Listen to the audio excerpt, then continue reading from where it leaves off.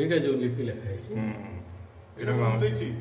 এটা হচ্ছে গগন শিবঙ্কর প্রশস্তি গান করা হয়েছে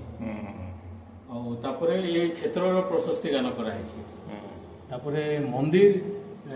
তৈরি সত্যি যে সে তাঙ্কর প্রশস্তি ଅଛି ଆଉ ଏଇଟା ଅଛି 6ଟା ଲାଇନଟା এটা চার ধড়িয়া ଏଇଟା ଅଛି ସୋମସ୍ୱାମୀ ସୋମେଶ୍ୱର ସୋମସ୍ୱାମୀ ସୋମେଶ୍ୱର ଏଇଟା ଅଛି ଏଠି ଗଗନ ଶିବଙ୍କର ନାଁ ଅଛି କାଁ লিপি এটা এটা ব্রাহ্মী হ্যাঁ ব্রাহ্মী লিপি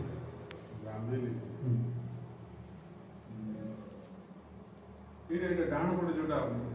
ଆପଣ ଯୋଉ ଦିଆ ହେଇଛି ईशान शिव जे ବୁଧ नहीं से बुध नहीं से बुध पाता पिंधवे बुध पाता पिंधवे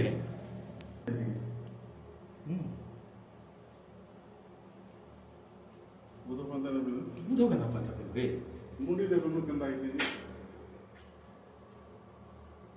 मुंडी नहीं पाता इटा